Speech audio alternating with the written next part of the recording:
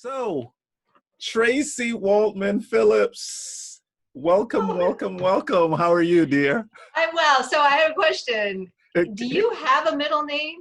Yes. What is your middle? Some Are you, cultures, they don't have middle names. sister? No, I'm going to open this with, don't let me tell you, because my middle is my dad's Qualnia, Qualniah. So it's Qualnia. And then Mushi in line with, so when I was born, Mushi Dayan, the Israeli general, was really, really raging, and my dad was a fan, and he gave me that middle name, Moshe, Moshe. So for my first, my entire elementary, I was going by Wulwyn.Porte, and I got so ours is high school. So after sixth grade, you just jump to seventh, and we call it high school. And I said, you know what? I'm going to be called Wulwyn. Don't want to be called Mushi anymore. So anybody you hear calling me Mushi, they're friends from 1984 and before. Anybody after it's 1986 and after with Wulwyn. So that's my name, Wulwyn Qualnia Moshi Port. Oh my gosh, I love it. There's always a story. There is. There's always a story. I was supposed to be Holly, not middle name, like first name, Holly. Okay. And both my parents really liked that name. And they moved into this small little home in this really beautiful, actually the neighborhood I grew up in. Mm-hmm. And it was right before my mom was, going to have me, and they met the neighbors, and the neighbor's dog was named Holly. So last minute, my mom's like, no, I don't think so.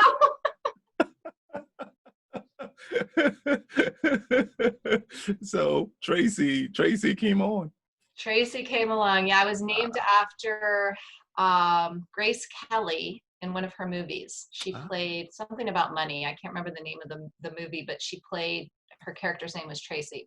Interesting. I guess she was rather a pill. And I was like, well, why would you name me after a character that was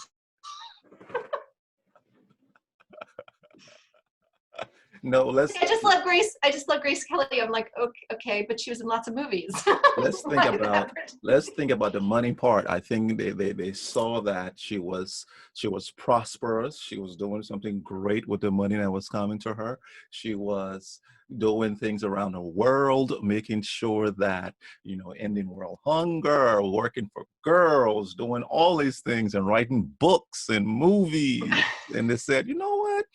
We'll call her Traci. Thus, Traci walks into her destiny today saying that, hey, I'm an author, soon be an author, it's coming out. And then a couple years or a couple months from now, then this showings on TVs, and then she's filling up auditoriums, and then she's doing that, right? I think that sounds great. I think she just drank a lot of martinis in the movie, but I like your version. Nah, I'll take my version. Drinking martinis, but your version is a lot more. I right up my lane there. I like that. So I think this is I think we kind of picking up from last week, right? Creating your own playbook. So Traci in that movie was doing and balling, right? And this Traci is not going to go by that Traci's playbook. She's going to do her playbook, right? Right. Wow. So my interpretation, my upgraded and current interpretation of Grace Kelly. But I do like Grace Kelly. I did like her as a person and a movie star.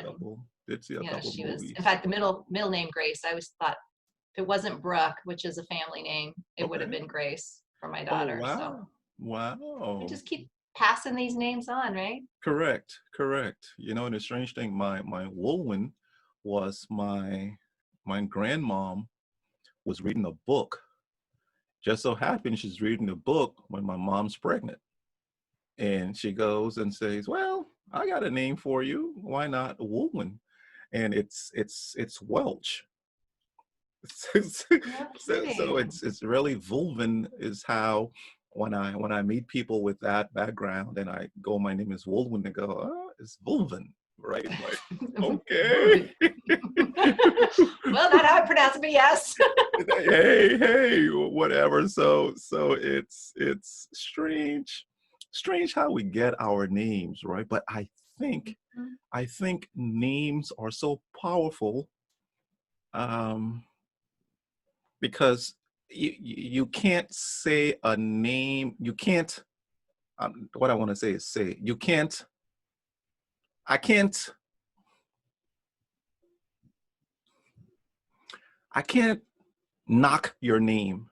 I can't blow your name. I can't think your name. I have to say your name, right? And when I say your name, our speech conjures up certain things, right? And when I say Traci, it's whatever that means to you, right? That you turn, we turn for just that name. But if we stop to think for a few, when I say Traci Waldman Philips, oh my goodness, it's bringing your dad in it.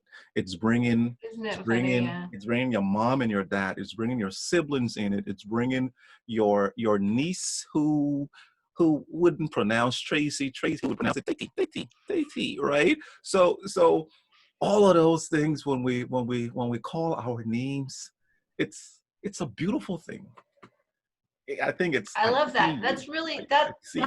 that's a I love the way that you just described that because it's true. I mean, if you think about it, it's like there's other people that share our name, but not in the same way, right? Not with. I mean, it's funny now. It's like being Traci Waldman for so many years before I was married. Mm-hmm. That's Waldman is not a common name, and so I was like the only Traci Waldman. As soon as I became Traci Phillips, people are like, "Oh yeah, there's like a million Traci Phillipses." I'm like, oh, but not with an I and one L, and There so you we go. put There you these go. combinations and again, I think we strive to be individual, and it's very important to us as human beings to kind of have our individuality. And yet that piece you talked about with family, Mm, we have the DNA of our family. I mean, yes. what they found too scientifically is we don't just carry the traits, we carry the memories, Wow. we carry like, when a trauma happens 8 generations back, that gets registered in the DNA, and any children that come after that have that in their DNA. So when people have fears of snakes and fears of, where you have it so young before you even develop an understanding of what a snake is or what it does, Mm-hmm. they tested, that there's these fears because they get passed down generationally. And Wow. so there's so much in that name, and it for the longest time I didn't really like Traci. I thought, I don't know, I just as a kid I didn't love it. It didn't. Some of my friends had such girly names, and I was like Traci, just kind of like. And then one time, I think it was middle school, we were asked to look up the derivation of our names. And Correct. some people had made up names, where their Yep. parents just put names together and stuff, so there was no Yes. derivation. So they got to tell that story and all of that. Well, there's a derivation, it just was not. But mine means warrior. It's Celtic, and it comes as it was a masculine name, right? Which I was like, aha, that's what that's what I always felt as a kid. This is such a boy's name, but it's a masculine name and it means warrior. Oh And my I God. thought, how apt. Do you know my Wulwyn means warrior also? It That's does why not. Get out. I swear when you said it, that's why my mouth was. And I'm looking. And I wanted, as I was speaking earlier about the Wulwyn, I wanted to say, oh, it means warrior, and I was like, nah, not important here. Da da da. I'm just gonna. And oh my goodness. It all makes sense. It's very, very interesting. I was listening to Creflo Dollar talk the other day, and he was talking about race, etc. And he said, "Man, it's not. He said, there's one race. There's the human race, and then there's a white person in the race, in the human race. There's a brown person in the human race. There's a black person in the human race. These are, and what it boils down to is it boils down to the blood, right? It's the blood that matters, and the blood is red. And if the blood is red, when that black person is dying, and they say you need blood, and it says it's white blood. It's white blood. It's not A, B, or O. Like, it's white blood. Nah, I don't want it. But when they tell you it's A, B, it matches A, B, O, whatever it is. Like, yes, that's it. And then life comes in, right? Life comes in not based on color. It's based on the blood. And I'm hearing, I don't know how I correlated that. I correlated that with the names. We all have names. And here it is, Warrior Traci, right? And then Warrior Wulwyn. Gosh, so it boils down to what the name means, huh? Same thing with this thing that's going on around the world. It's about equality. It's about the blood, and the blood is the one that sizes it up, right? Ah, my I goodness. love Okay. that. I Mm, love that. It is so true. I mean, we mm, categorize, we talked about this a couple of conversations back, categorization, yes. and how Yes. we learn to give certain meanings to things based on the category that we've attributed to that Mm-hmm. thing, or that thing to what category. And it just, when we step back from that, like, okay, what if we were to decategorize everything, just take everything out of the category? We would find a lot more sameness. Oh. Mm, Categorization is one of the main things that divides things because they're in separate categories. And because we're always looking to separate things into categories, we're looking at what separates, not what unites. correct. Correct. Correct. And so that piece is just so great. Do you know where O blood, so O blood type is the most prevalent blood type? Do you know why they call it O? Do you know where No. the names of O, A, B come Tell from? me. Tell me. Tell me. Tell me. So when I was in school, coaching school for nutrition, we learned Uh-huh. about blood types, and and there's this great book, Eat Right for Your Blood Type, depending on. So O stands for old. O is the oldest blood type. It is the original blood type. We used to all, as a human race, have only O. Mm-hmm. And then as human beings started to become nomadic and move around, it all was the adaptation to our environments and what we were Correct. eating. Correct. So our environments and what we took into our bodies started to inform everything down to our blood. And things started to shift. New blood types started to evolve based on, so A is aggregate, I think it's agrarian. So Okay. it's the agricultural, the people with A blood type do much better with grains and that type of thing, as like O doesn't do as well, right? So Mm-hmm. grains tend to puff us up, and we don't do well with grains. Um, and then B is balanced. As So B is interesting because B, you will find B people Mm-hmm. originated from like the Asian uh, populations, as well as like Middle Eastern. So it's kind of, as people started to intermarry, and different types started to come together and create new Mm-hmm. types. Correct. The blood also came around. So B blood types are the ones that can eat almost everything. Correct. Um, and then AB, then that starts to become, hybrids of A and B that Correct. didn't quite become its own blood type. It's, Correct. usually if you see an AB child, it's mother or dad has A and the other one has B. Correct. O is the universal. So oftentimes, even though it's the oldest, you won't see O unless both parents have O. So for example, my husband didn't know what blood type he was, but when my daughter was born, I was paying attention to when Mm-hmm. they tested her, and she has B. I'm O. And Okay. so we joke with her that she has BO. The But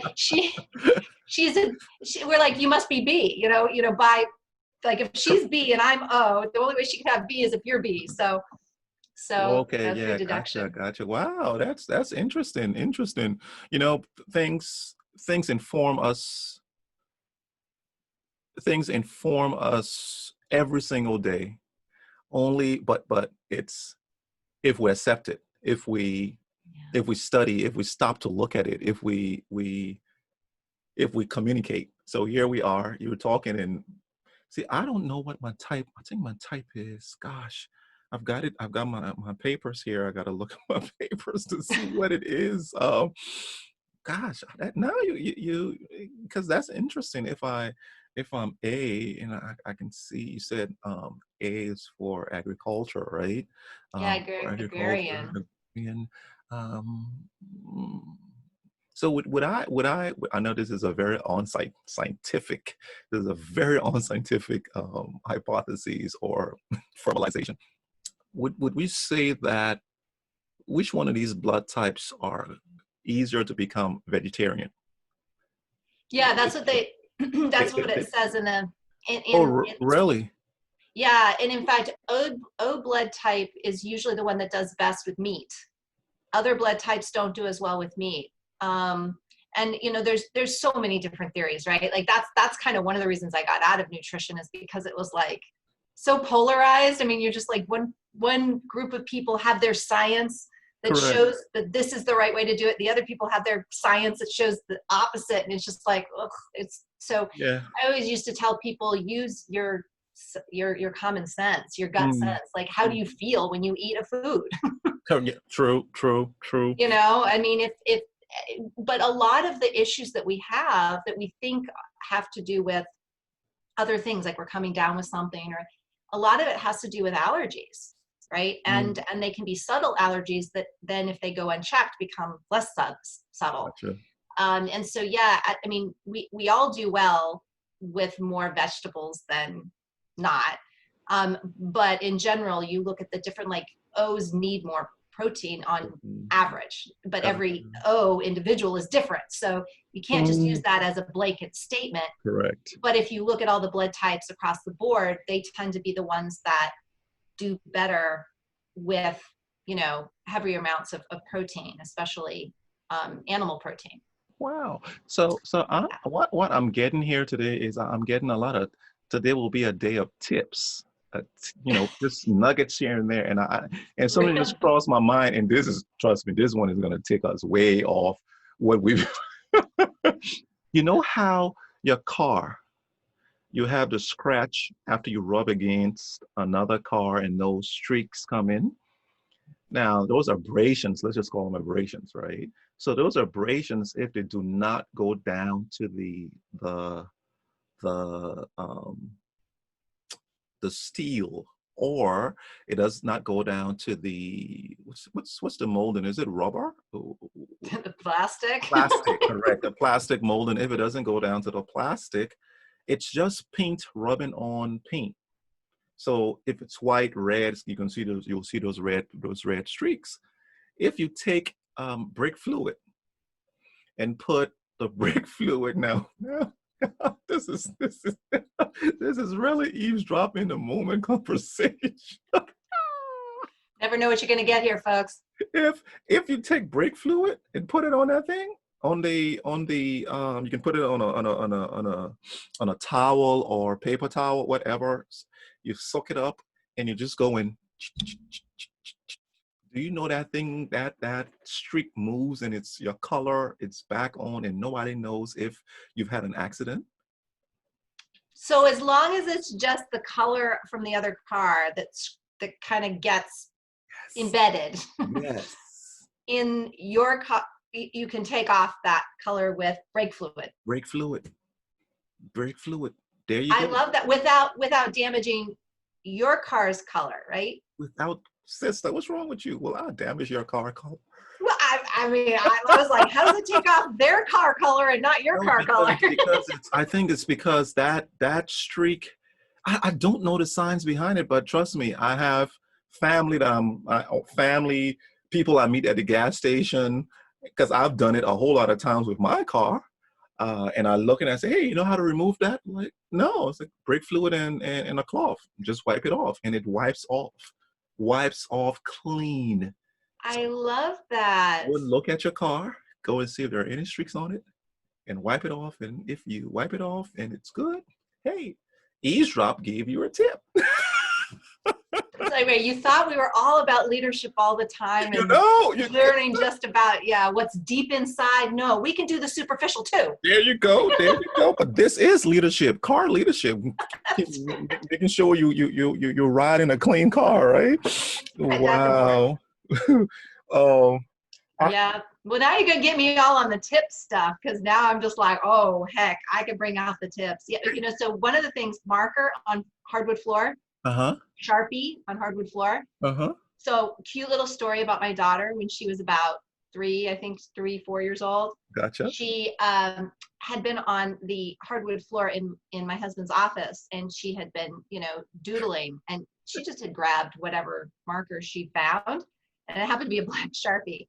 So she's she's like young, so of course she's not on, doesn't stay on the paper. Uh-huh. And she comes to realize at some point that she'd gone off the paper, and there was this big, black streak on the floor.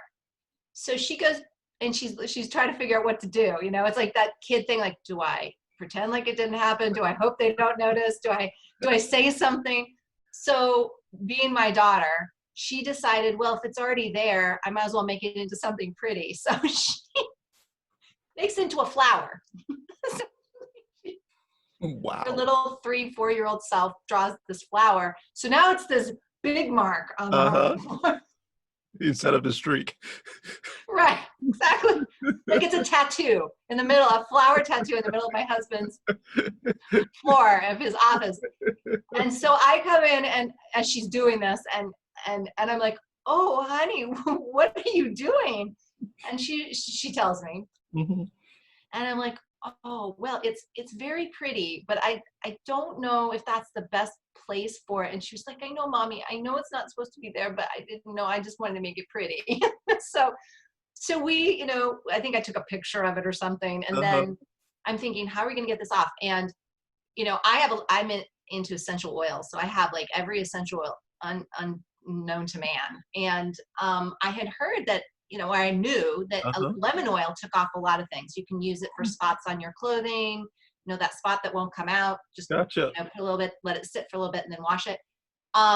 So I thought, so put a little lemon oil on there. That came up like no problem. I mean, it was like what you just explained. There was no scrubbing. It just wow. came right up. So if you ever get Sharpie on your hardwood floor or anywhere else, use lemon oil. Bam! There you go. As you were talking, I remembered we had a party, numerous parties where wine spilled on the carpet, and I had read that Sprite. Mm-hmm. Once you pour Sprite on it, that reaction bubbles, and then you wipe it, right? So I go, and I had done it a couple of times here at the house. We went out. I think we went to a friend's house, and white carpet. And someone spilled, I think it was red punch or wine or something really. And they were like, girl, I just, I said, he got some Sprite here, he got some Sprite. And I got the Sprite, went down there, and you're looking. I'm like, what are you doing? I'm like, calm down. I got this, I got it. Got a cloth, and then you went.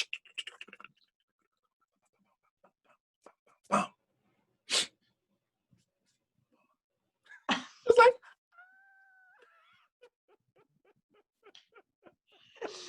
yeah. So if all else fails, you will be a carpet cleaner. You have room. There you go. But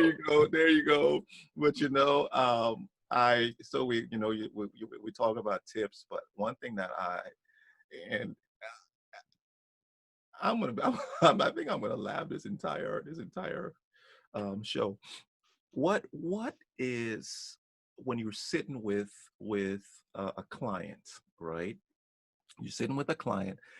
What's your universal tip to that person that is meh?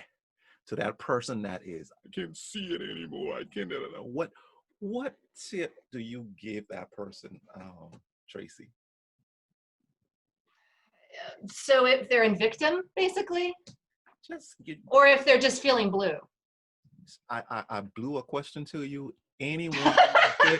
Like I'm trying to categorize it. Inhale, and open, and give your aroma.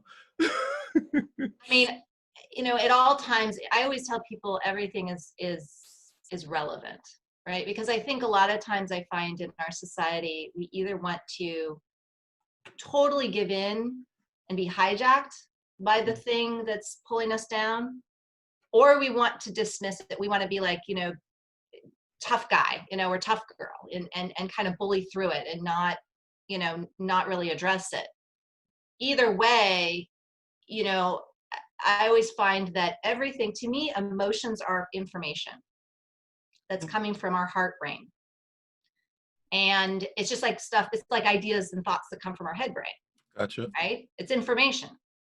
What we do with that information is important, but first we have to decide whether we're going to allow the information in, and for me, it's like, if it's coming up, it's relevant, right? If it's something you're feeling or something you're thinking, somehow it's relevant. What you do with that information, if you first just say, okay, it's relevant, I'll let it in.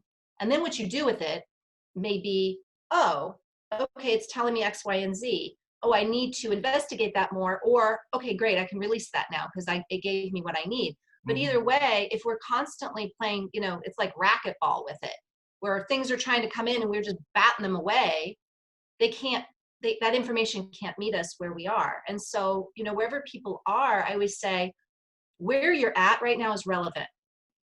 Would you like to spend some time investigating that? Right? It's not whether it's timely, not timely, relevant to this conversation, not relevant to this conversation, what you want to do, what you don't want to do. I'm just basically telling you it's relevant and giving you permission to decide whether you want to discuss it or not. And what I find is it has a deeper meaning attached. Not only is it giving people the autonomy and sovereignty to decide for themselves, not to be like, oh, let's jump on that and dig into it. It's not for me to say. But what it's saying basically is two things. One is what you're feeling is relevant, because a lot of people forgot that.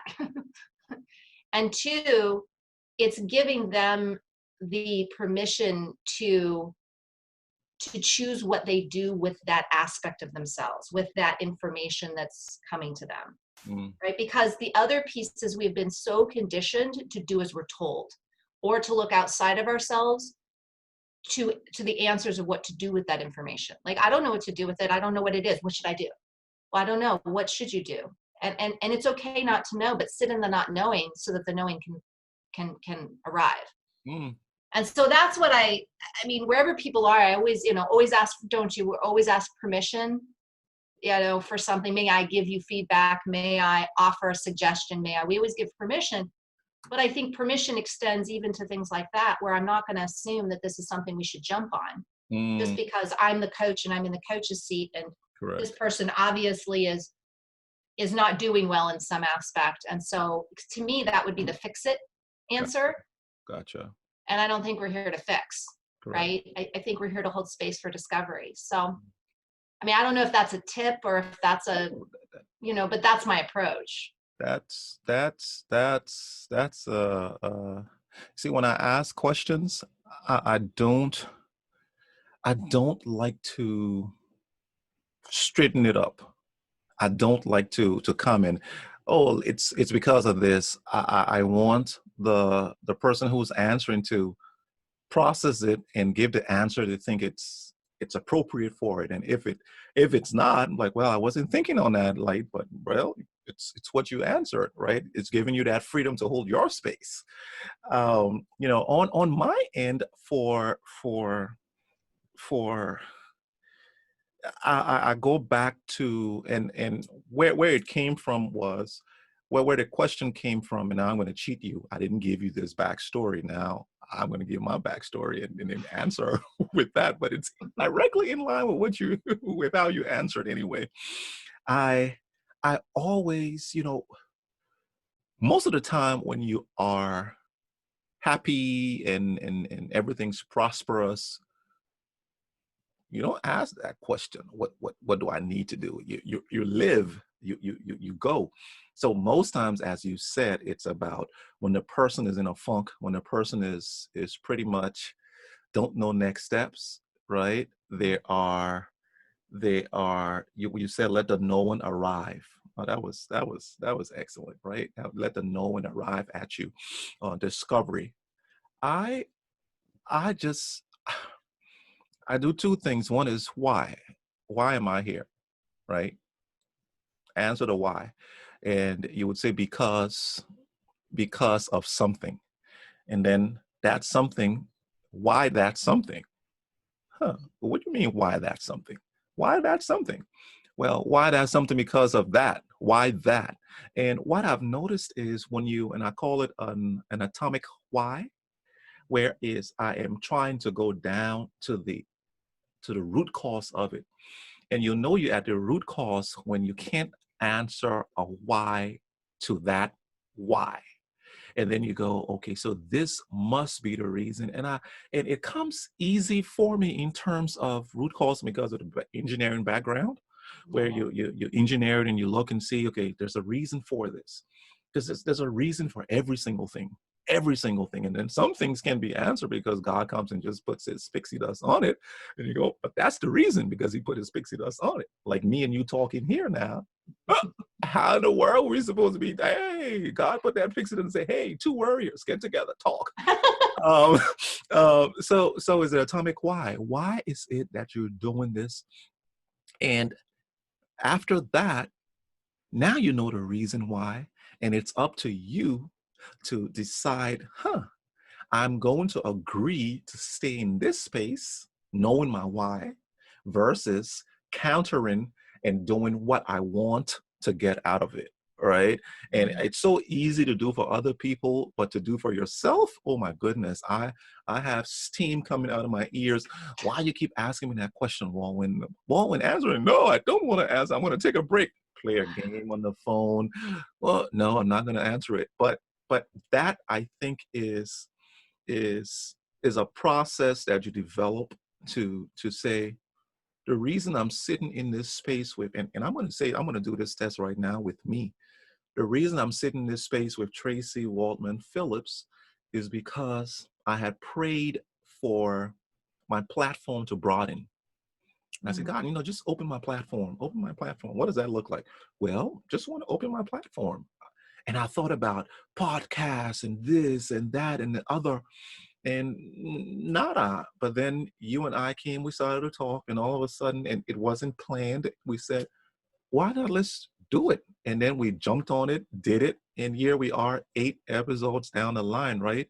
So the why is I needed my platform to broaden for no reason, just to broaden my platform. I wanted more people to hear, more people to hear you, right? Because it only had to be you, Traci, in this with this particular conversation type.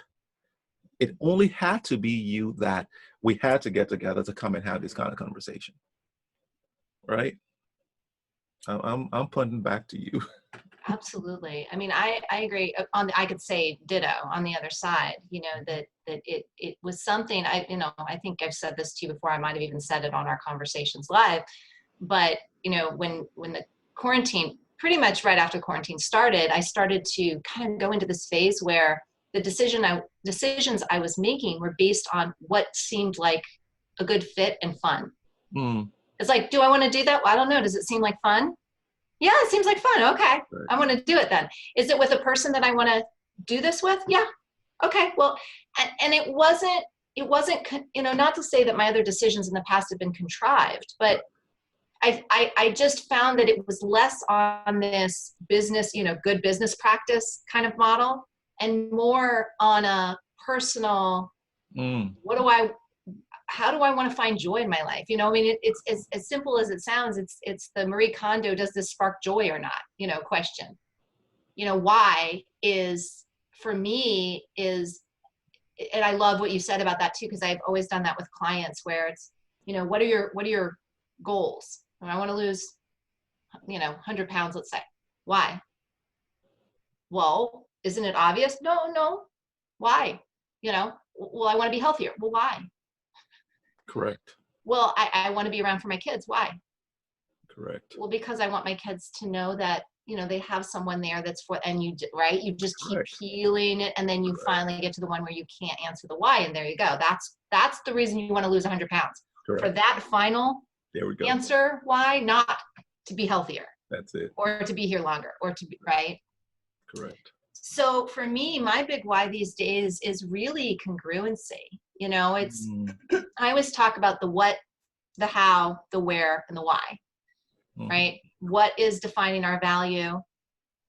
How is defining how we want to deliver that value? Basically, how do we want to show up and be seen in the world? And this is definition, right? Putting definition to these things so we know what our lane is, right? So when you start to go out of that lane, you know it because you've established the definition of the lane. Correct. Where is about a couple things. It's about environments. Where do I like to spend my time? What kinds of people, right? You know, create an environment for me that is conducive to me being at my best and most authentic self. Yes. You know, where do I want this particular conversation to go? And I don't mean in precision terms. I mean, what is the message I would like to deliver? And where would I like that to bring people, right? To what feeling, to what state, to what space? And then finally, why is the legacy piece? You know, why am I doing all this? Why am I what? Why am I how? And why am I where? Correct. And I find that when people can define that succinctly, it does create this lane. And when we are able to look at those pieces and align them and say, do they line up, right? Are they congruent? Because, you know, you see many times where people have a certain value. Like I might have a very loving tendency towards someone, but it comes across controlling.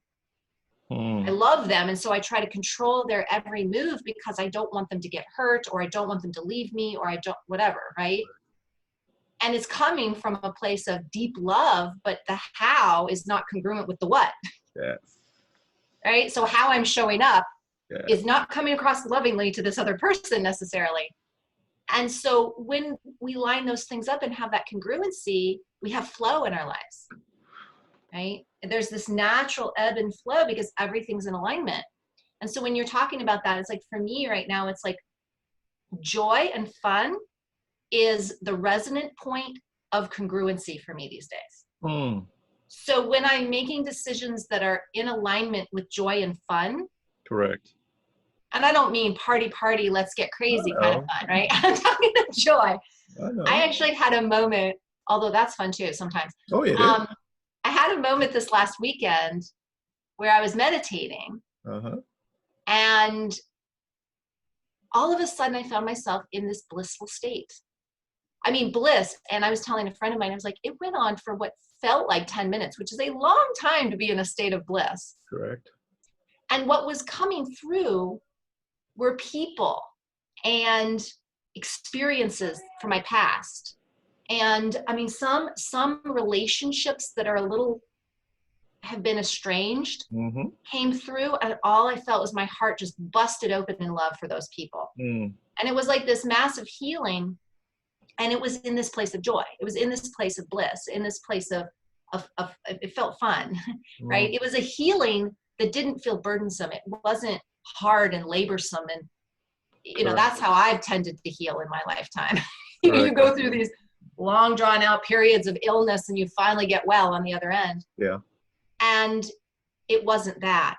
It was it felt really good.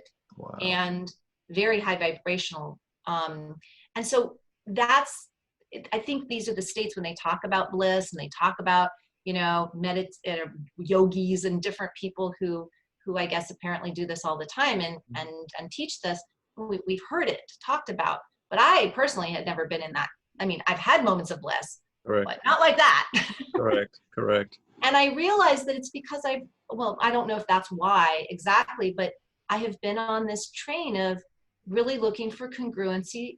And how I know it's congruent is because it feels joyful. It feels fun. It feels good in that space of joy and fun. Yeah. So yeah, you know, the congruency, how, what, why, everything lining up. And then you talk about meditation. Oh my goodness, that, you know, a lot of times when people in 2020 hear about meditation, they and I'm speaking in terms from the Bible, right? People are, you're meditating too. Some idle or don't know. Right, right. Meditation, I think, but when and I studied the word meditation, it was mutter on these things, mutter, think on it. Just keep your mind going around it. Keep your mind going around it, and it's so I'm looking at something here. Dream big, be kind, love always. I have a sign in the office here, and I can meditate on that. Dream big, be That's it. kind, love always. And that meditation does more for my direction than and 1 minute, 5 minutes, 10 minutes of that meditation on it does more for my direction in life than going to school and getting a master's, an MBA, or whatever it is. Because as the man thinketh, so is he, right? It's how you think about what, what do I think about myself? And it and a lot of things are hitting me right now, and it always starts with self. It's and it's not selfish. I'm not saying be selfish. It starts with yourself. It starts with you being well, you been um, properly fed, you've been properly, you in the right state before I can come and feed you. It's just what they say in the plane. When getting turbulence, go ahead and put the mask on before. And I always say, why in the world they don't like the kids? I'm like, nah, you got to be strong enough to take care of the kids, right? So it's meditating on who you want to be, who you are. And I think what I heard you say, you had to meditate on your congruency. You had to meditate on my joy is what I'm looking for. And you're putting that stake in the ground to say anything that comes contrary to what this stake, stake, stake is in the ground, I am not going to accept it. Likewise, I've met a whole lot of people in the past 3-4 years since I started to truly work on the business. And I meet them and I talk to them. Nice people, they're not terrible people. No, but they are just not the people to have this conversation with, right? And there are other conversations that we have that I'm not going to have with you. I'm going to have it with them. Same you, not going to have. But this particular space, oh my goodness, I appreciate it so much. I love it that, you talked about your joy and your happiness and putting that in congruency. This happens to be mine in terms of just rapping about stuff, just conversating about stuff. Today we started crazy. Oh, tip. Hey, here's how you do it. Lemon oil and then Sprite, right? And then from Sprite it jumps to I asked them to hold their space in order for the emotions to come. I'm like, gosh, I just came from laughing, but then we turned so serious. We got so deep so fast. That's what I love, and I tell you, Traci, that's what I love about our conversation. Um, Answer that call, girl. Make Oh sure no, that, oh no, I meant to take this out of the room. Sorry about is it that $1 million deal? that. They'll have to call back. I'm having too much fun. Yeah, but no, really, it's and I think what we're doing here, and I'm speaking to others now, and I'm always been speaking to others, but more so now, have conversations. This is an hour we're taking and saying, you know what, we'll put an hour and show it to everybody. And look what an hour, I don't know what it does for you, but what it does for me, and I know what it does for Trace, because after we go offline, we're like, oh my goodness, thank God we had it on. Right? Go and have your hour conversations, your 30-minute conversations with people. Aha, aha, with people who are aligned but not similar. We don't want people who are exactly like you, and we're not talking about color or female, male. It's about they're aligned, but they're moving somewhere, and you want to couple with those kind of people to go to that next level. Yes, for sure. So one of the things you said made me think of something that happens a lot in my client sessions, Mm-hmm. where people will get into a state of what I call flow, and they will stop and say, oh gosh, I'm sorry, I'm rambling. Rambling is such a beautiful, so it tells us how we've kind of been conditioned to think about our mutterings, as you said earlier, when you talked about, meditation mutterings, is that it's bad. It's that it's too much. It's that we're just going on and not making any sense. And what I always tell people is when we are, quote unquote, in that state of what feels like rambling, we're just going on and on about random things. People could say, this show is like, today is like rambling about different things. What I've always found is that's when we're speaking from not just the head, but from the heart and from the gut and from the spirit, really. We're not just thinking, right? Because usually, and I know that because people will say, I'm not making any sense, I'm just rambling. So they're not coming from the headspace because the language tells you that. Correct. And so what I say is, but what's really interesting is that when I'm taking notes on ramblings, it's always when the gold comes up. When the why question, that we're getting to the core answers of things, is when people are on a ramble. And so, it allows for spirit to come in and guide. I still love, and I know I mention this every time, I love the quote, man plans, God laughs. It's like we just think that if we keep we have to keep a focus, and our mind has to stay this way, and all ducks in a row, and things have to make sense, and we have to prove it scientifically and all this stuff. And it's like, okay, great. That's why we're only using a fraction of our brain. Wow. Is because we only stay in that little category that we can control. And when we allow ourselves to open up to things that we don't even understand, they'll start coming out of our mouths. Right? I know I'm not making any sense, or I don't even understand where this is coming from. We will actually open ourselves up to spiritual teachings that will come out of our mouths, and we didn't even realize that was within us. But then we're asked to understand it because it just came out of our mouths. So it brings awareness to these higher level areas and broadens our ability to use more of our brain and more of all of our brains, head brain, heart brain, and gut brain. I love meditations that open ourselves up to not just what I'm thinking, and not just what I'm feeling, correct, but what I'm sensing too. Right? And we need that more than anything these days, because we're in a world where who knows what's going to happen next, right? So our gut instincts need to help us through that dark forest where we don't know what's coming and what's going and which end is up and which end is down. The way we're going to navigate is through our instincts. Correct. And if our instincts are shut down and we feel like we can only use our head, well, guess what? We're in trouble, because our head can't tell us anything about the future. The head can only tell us what we've been told and what we've experienced in the past. So we can project it into the future, but usually by the time we get into the future with the past, it's antiquated. Correct. So we need to be able to pivot. We need to be able to be flexible. We need to be able to change, and we need to be able to do that. The only surety we have in pivoting and changing in the moment comes from a deep central place of feeling instinctually alive. My instincts will tell me, yeah, Wulwyn's a guy I want to have a conversation with. My instincts will tell me, no, that's not a good deal for me. Right? I've been using my instincts a lot talking to publishers. Like, I'm just getting a feeling, it's a sense. Yeah. It's not an emotional feeling. Correct. It's literally it's a sense feeling, right?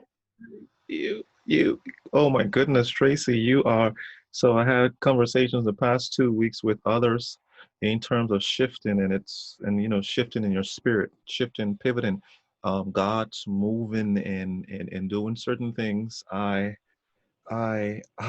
goodness, there's so much stuff you said. You just meaty. I must be type O.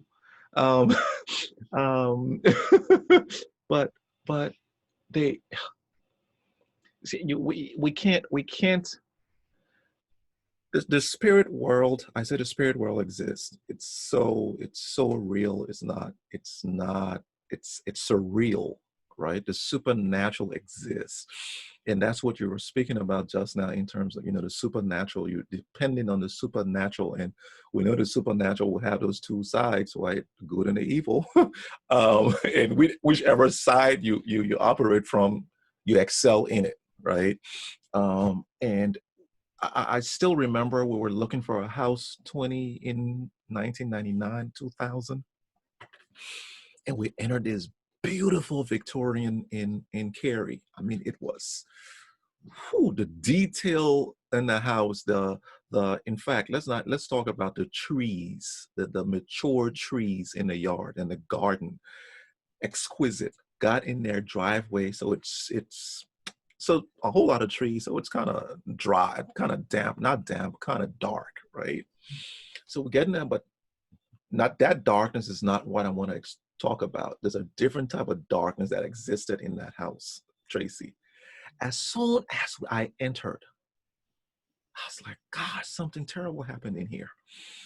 And as I walked, I started to look around and went upstairs, and I mean, the detail on the stairs, the ceiling, perfection, and it was in the price point we were looking for. We were like, but as soon as I entered, I'm on a separate plane. My wife enters and she goes, "Honey, let's get out of here." So I look at her and go, "Why?" She says, "Something went on here." And we shared notes.